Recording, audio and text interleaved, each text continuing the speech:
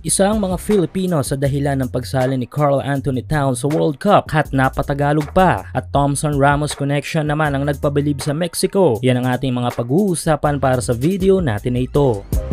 Sa ngayon ay dalawa sa ating tatlong makakalabang team sa FIBA World Cup ang lumapag na dito sa bansa. Ito nga yung national team ng Angola at kahapon lang ay ang national team naman ng Dominican Republic. Pero kung ikukumpara sa Angola ay mas dinumog sa airport pa lamang ang kupunan ng Dominican Republic. At isa nga sa dahilan ng pagtungo ng mga Pinoy basketball fans sa NAIA upang salubungin ng Dominican Republic ay ang makukonsidera nating isa sa pinakadominanting sentro sa NBA ngayon na si Karl Anthony Towns ng Minnesota Timberwolves. Hindi na nakapagtataka kung bakit sikat-sikat sa buong mundo dahil sa husay nito sa laro. Last NBA season ay nagtala si Towns ng pang-MVP candidate ng mga figures, averaging 20 points, 8 rebounds at 4 assists. Tulad nga ng ating national team kay Jordan Clarkson ay umabot din sa pagiging 50-50 ang chance ni Towns na maglaro para sa bansa nito na Dominican Republic dahil nga yan sa injury at sa paghintay ng abiso ng NBA team nito at NBA mismo. Pero ito na nga at matagumpay na nadala ng Dominican Republic si Towns sa kanilang kupunan. Pero alam nyo ba na isa ang mga Filipino at ang Pilipinas sa mga dahilan ni Towns sa paglalaro nito sa Dominican Republic at sa World Cup? Tulad nga ng ibang NBA players ay marami ding mga Pinoy fans si Towns. Aware si Towns sa mga Pinoy fans nito lalo na sa social media. Kung kaya't bilang pasasalamat ay nagbigay si Towns ng pangako sa mga Pinoy na maglalaro ito sa bansa ngayong taon. Maliban dyan bilang pasasalamat pa rin sa mga Pinoy supporters nito ay may isang pagbati si Towns sa Twitter na isinalin niya sa salitang Filipino. Yes, napatagalog ang 7-footer NBA center at ito nga ang kanyang sinabi.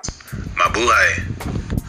Kamusta ka, Pilipinas? Samantala, natalo ang ating national team kontra sa Mexico sa ating last at final tune-up game. Nagtapos ang laban sa final score na 84-77. Base sa mga reports ay nag-collapse ang depensa ng Gilas sa mga last quarter ng game na naging malaking factor ng pagkatalo ng mga ito. Ngunit malaking partida ito kung iisipin para sa mga Mexican dahil nga hindi naglaro ang ating best player na si Jordan Clarkson para makakuha ito ng sapat na pahinga bago ang laban nila kontra Dominican Republic. Pero ang tila pumalit kay Clarkson sa laban na ito ay ang ating dalawang do-it-all guards na si Dwight Ramos at si Scottie Thompson. Nagpakita ng kakaibang gila si Scottie at Ramos. Si Thompson ay kumamada ng 14 points, 6 rebounds at 5 assists. Naging magila si Thompson sa opensa at depensa. Tila statement na ito ni PBA MVP para mailagay ang pangalan nito sa final cut bago ang World Cup. Samantala hindi rin nagpahuli dito ang ating one of the consistent player ng ating national team na si Dwight Ramos. Nagtala naman si Dwight kontra Mexico ng 9 points, 3 rebounds, 3 assists, 1 steal at 2 blocks. Loaded ang stat sheet kay Ramos para mapatunayan nito na dapat itong makasali sa final lineup. Malaking bagay ang tatlong tune-up games na mga ito sa ating national team dahil madidevelop na nila ang kanilang team chemistry at makikita ang ilang pang mga kulang sa kanilang mga plays.